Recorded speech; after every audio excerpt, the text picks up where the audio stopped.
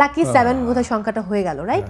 7টা পুরস্কার এখন ঘরে, এবং টানা 5 বার, এরপর আরো একটি পুরস্কার, আর এবার তো চলচ্চিত্রের অভিনয় শিল্পী অর্থাৎ চলচ্চিত্রের হিরো হিসেবে সুরঙ্গের জন্য অ্যাওয়ার্ড পাওয়া।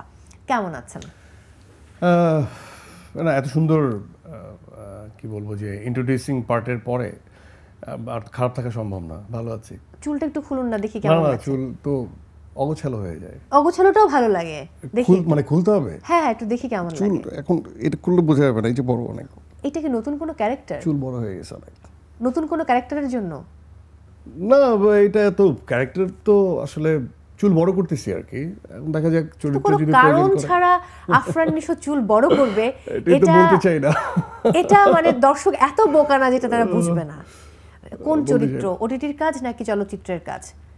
না, আসলে চুলটা বড় হলে হয় কি যে কোনো চরিত্রে ঢুকতে খুব সহজ হয়, এই জন্য চুল বড় করা। সব চরিত্রে চুল বড় দরকার হয় না, নিশ্চয়ই কোনো স্পেশাল কাজ আসছে সামনে। না, আমার কাছে সবগুলো কাজই, আমি যখন করি কোনো কাজে, যখন আসলে নিজেকে অনবোর্ড করি, আমার কাছে মনে হয় প্রত্যেকটা কাজই আমার জন্য স্পেশাল। সিনেমার ক্ষেত্রে একটু তো অনেক বছর কাজ করার পর, যেহেতু লাস্ট ইয়ার আমার প্রথম সিনেমা রিলিজ হলো, সো সেই জায়গা থেকে প্রিপারেশনটা একটু অন্যরকম থাকে। সো হয় না যে এটা হয়তো বা সিনেমার জন্য, হয়তো বা ওটিটির জন্য, অথবা হতে পারে নাটকের জন্য, হয়তো বা সিনেমা, হয়তো বা ওটিটি, হয়তো বা নাটক। আমি প্যারালালি যাব না, আমার মন বলছে কোনো সিনেমা। এবং আমি শুনেছি এরকমটা, দর্শক আপনারা বলুন যে মেহজাবিন এবং আফরান নিশো এই জুটিকে আমরা এত ভালোবাসি, এবং এই জুটি অর্থাৎ রাফসান হক এবং রোকেয়া যদি এক হয়ে বড় পর্দায় আসে, সেটা আসলে কেমন হবে? সো আমি যেটা গেস করেছি এটা বোধহয় সত্য, রাইট?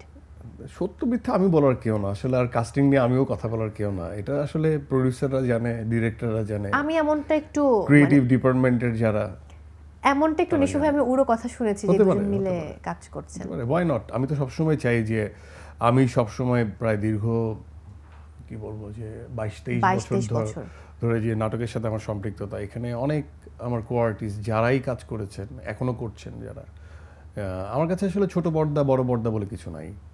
আমার কাছে মনে হয় যে প্রত্যেকেরই আসলে ফিল্ম যদি একটা কন্টেন্ট হয়, ডিফারেন্ট কন্টেন্টে কাজ করা উচিত। So why not?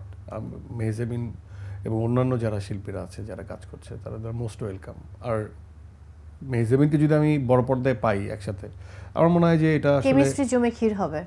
আমাদের তো একটা কেমিস্ট্রি আছে এবং একটা বোঝাপড়াও আছে, সো এটা আরো সহজ হবে হয়তো বা।